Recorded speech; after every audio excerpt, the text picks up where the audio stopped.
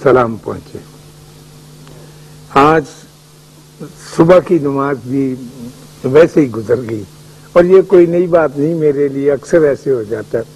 آنکھ تو کھل جاتی لیکن اٹھنے میں تاخیر ہوتی ہے اور پھر وہ وقت بڑا بوجھل بن کر طویل پر گزرتا ہے. میں لیٹا ہوا تھا تو میں نے کہا اور کوئی کام نہیں، کل کا اخبار ہی دیکھیں. تو میں نے بیڈ لیمپ آن کیا، بتی جلائی اور اخبار دیکھنے لگا. اور اخبار میں آپ جانتے ہیں ایسی خوفناک خبریں ہوتی ہیں کہ وہ برداشت نہیں ہوتی کہ 30 گاڑیاں اور چوری ہو گئی ہیں، سرحد کے دوسرے پار پہنچ گئی. 2 بیٹوں نے باپ کو انگوٹھے لگوا کے کاغذات پہ اور پھر اس کے بعد قتل کر کے اس کی لاش گندے نالے میں پھینک دی.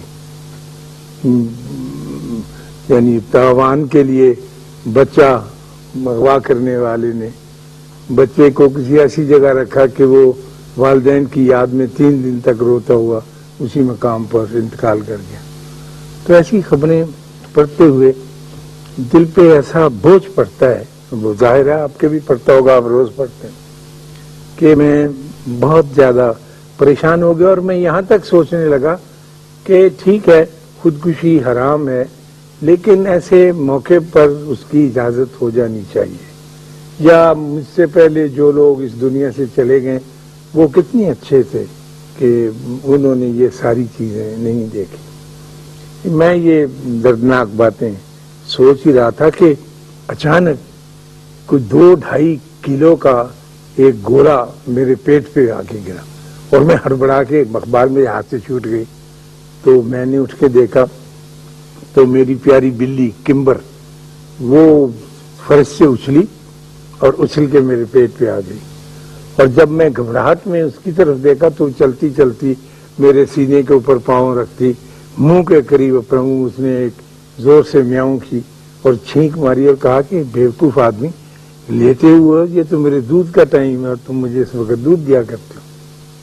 تو میں تھوڑی دیر تک اسے پیار کرتا رہا اور وہ ویسے ہی میرے سینے کے اوپر ہی آنکھیں بند کر کے مراقبے میں چلی گئی. جب وہ کمبر مراقبے میں گئی تو میں سوچنے لگا کہ جس طرح اس کمبر کو اعتماد ہے مجھ پر، میرے وجود پر اور میری ذات پر، تو کیا مجھ کو میرے اللہ پر نہیں ہو سکتا؟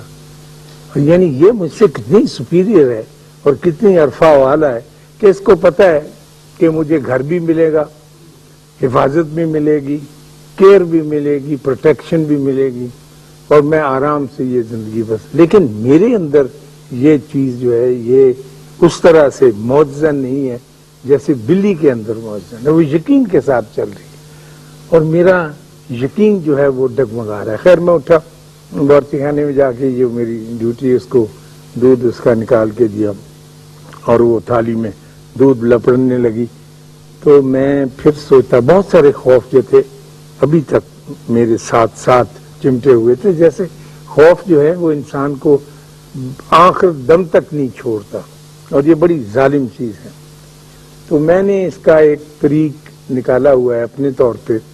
میں سوچتا رہتا ہوں کہ جو میرے دل کا خوف ہوتا ہے اسے میں ایک بڑے اچھے خوبصورت کاغذ پہ لکھتا ہوں، ایک عام مارکر کے ساتھ، نیا مارکر خرید کر کہ اللہ میرے دل کے اندر یہ خوف ہے کہ مجھ سے اس مقام تک نہیں پہنچا جائے گا جس مقام تک پہنچنے کے لیے تو نے ہمیں رائے دی ہے. میں یہ پھر میں یہ لائن بڑی دفعہ لکھتا ہوں.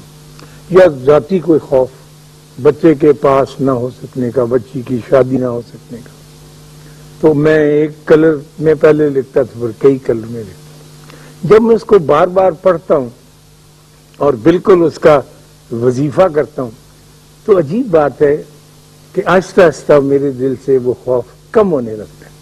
اور جب وہ کم ہونے لگتا ہے تو پھر میں اسے کاغذ کو پھاڑ کے ردی کی ٹوکری میں ڈال دیتا ہوں. ہر روز میرے خوف جو ہیں، میرے ڈر جو ہیں، وہ نئی نئی شیپ اختیار کر کے آگے ہی آگے چلتے رہتے ہیں. اور میری ایک تمنا اور آرزو اور بہت بڑی ڈیزائر یہ ہے کہ میں اللہ کے اوپر پورے کا پورا اعتماد کروں. ویسا نہیں جیسا ہم عام طور پر کہا کرتے ہیں اچھا جی اللہ سچے کو پانا ہے، اب دیکھتے ہیں جو بھی اللہ کرائے وہی ہو. اللہ نے جیسا چاہا جی انشاءاللہ ویسے ہی ہوگا، اللہ کو جو منظور ہوا وہی ہوگا. یہ تو اللہ کے ساتھ کوئی تعلق کی بات نہیں ہے.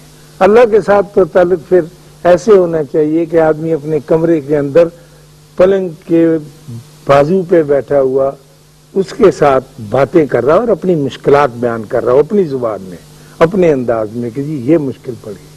اللہ کے ساتھ تعلق تو اس وقت ہوتا ہے جب آپ ایک بہت بڑے کھلے میدان میں جہاں بچے کرکٹ کھیل رہے ہیں اس کے کارنر میں کونے میں بینچ پہ بیٹھے ہوئے ان کو دیکھ رہے ہیں اور اللہ کے ساتھ آپ کا تعلق چل رہا ہے. اتنا ہی بڑا، اتنا ہی وسیع جتنا بڑا میدان آپ کے سامنے ہے، اتنی قربت کے ساتھ جتنے بچوں کا اپنا واسطہ کھیل کے ساتھ ہے.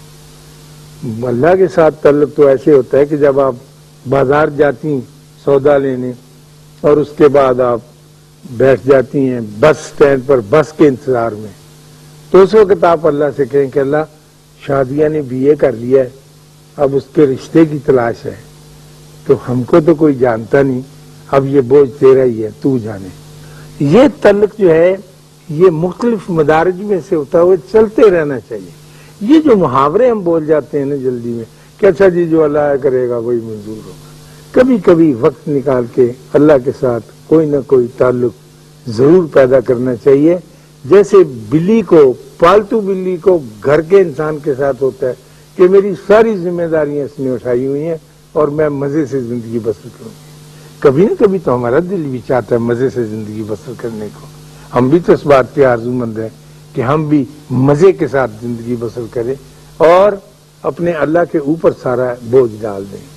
ہم نے تو بہت سارا بوجھ خود اپنے کندھوں پہ اٹھایا ہوا. ہم اتنے سیانے ہو جاتے ہیں، میں کئی دفعہ اپنی زندگی دیکھتا ہوں، میں کہتا ہوں نہیں یہ میرے کرنے کا کام ہے، اسے میں اللہ کے حوالے نہیں کر سکتا کیونکہ میں ہی اس کی باریکیوں کو سمجھتا ہوں. میں نے ابھی اسٹیٹکس کا مضمون جو ہے پاس کیا ہے اور یہ نیا علم ہے تو میں ہی جانتا ہوں. تو ہوتا قسمت والوں کے پاس یہ ہے کہ وہ اپنا سارا بوجھ اس کے حوالے کر دیتے اور اسی کے ساتھ چلتے رہتے. ہمارے ایک دفعہ یہاں ایک نمائش آئی تھی، بڑی دیر کی بات ہے، میرا چھوٹا بچہ بہت چھوٹا تھا اس وقت، تو اس نمائش میں بہت ساری چیزیں تھیں، خاص طور پہ کھلونوں کے سٹال پہ، اور چائنا جو نیا نیا ابھر رہا تھا اس نے بھی بڑا مقابلہ کیا تھا کھلونوں میں. تو وہ میرے بچے سارے اسی سٹال کے اوپر جا کھلونوں کا تھا وہیں جمع تھے اور میں بھی ظاہر ہے ان کے ساتھ اور ان کی ماں بھی. تو ہم کھلونوں کے سٹال کے ارد گرد ہی گھومتے رہتے تھے.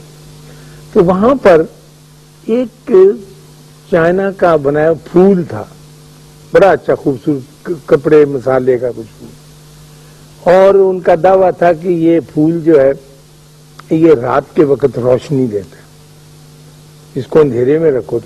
تو میرے چھوٹے بیٹے نے کہا کہ ابو یہ پھول ضرور خریدنا ہے. وہ بہت متجسس ہو رہا تھا تو میں نے کہا ٹھیک ہے لے لیتے ہیں، کچھ نہ قیمتی نہیں تھا. ہم نے پھول لے لیا. اب وہ بیچارہ سارا دن اس آرزو اور انتظار میں کہ کب رات آتی ہے اور کب میں اس کو دیکھوں. تو رات کو وہ اپنے کمرے میں پھول لے گیا اور بیچارہ آدھی رات تک بیٹھا رہا، اس میں سے کچھ بھی روشنی نہ نکلی. صبح جب میں تو میرے بستر کے پاس کھڑا پھسک پھسک رو رہا تھا، پھول اس کے ہاتھ میں تھا اور کہہ رہا تھا کہ ابو اس میں سے تو کچھ بھی نہیں نکلا، یہ تو ویسے ہی کالے کا کالا ہے، تو یہ تو ہمارے ساتھ دھوکہ ہو گیا. میں نے کہا نہیں، تم ابھی تھوڑا انتظار کرو اور صبر کی کیفیت پیدا، اس میں سے کچھ ہوگا. جب انہوں نے دعویٰ کیا تو میں نے وہ پھول اس سے لے لیا اور اسے اپنے کوٹھے پہ لے جا کر، بڑی کڑی دھوپ تھی، اس دھوپ میں رکھ دیا. مجھے پتا تھا کہ اس میں جون سا ریڈیم ٹائپ مسالہ انہوں نے لگایا تھا، وہ جب تک سورج کی کرنیں ایبزارب نہیں کرے گا اس وقت تک نہیں روشنی آئے گی. جیسے گھڑیاں ہوتی تھی پرانی، وہ جتنی دیر روشنی میں رہتی تھی رات کو پھر جگمگاتی تھی.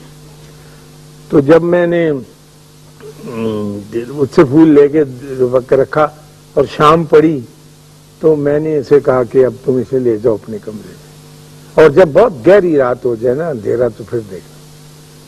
تو جب اندھیری رات ہو گئی اور جیسا کہ میں نے اس کو بتایا تھا کہ اس کے اوپر کپڑا رکھنا کالا اور فلاں فلاں وقت میں اس کو اتارنا، جیسے جادوگر نہیں کرتے اٹھا کے، تو اس نے ایسے ہی کیا. اور خوشی کا نعرہ چیخ ماری ہو تو جگمگ جگمگ اس کا سارا کمرہ جو تھا وہ روشنی سے بھر گیا۔ اس نے اپنی ماں کو بلایا، چھوٹے بھائیوں کو بلایا اور بلا کے دکھانے لگا، اور ایک جشن کا سا سما ہو گیا ہمارے گھر کے اندر۔ تو جب اس کی ماں اور اس کے بھائی اس کے کمرے میں بیٹھے ہوئے اس کے ساتھ باتیں کر رہے تھے، تو میں اپنے بستر پر لیٹا ہوا سوچ رہا تھا کہ کیا ایسا نہیں ہو سکتا کہ ہم بھی وہ روشنی جو اللہ ہمیں عطا کرتا ہے اور جسے وہ بطور خاص نور کہتا ہے، اللہ نور السماوات والارض، تو کیا ہم اس کو اپنی ذات میں ایبزارب نہیں کرتے؟ کیا ایسے نہیں ہو سکتا میری بلی کی طرح کہ میں اپنی ساری چیزیں اس کی روشنی میں رکھ دوں، جیسے میں نے وہ پھول چھت پہ رکھا تھا تاکہ وہ روشنی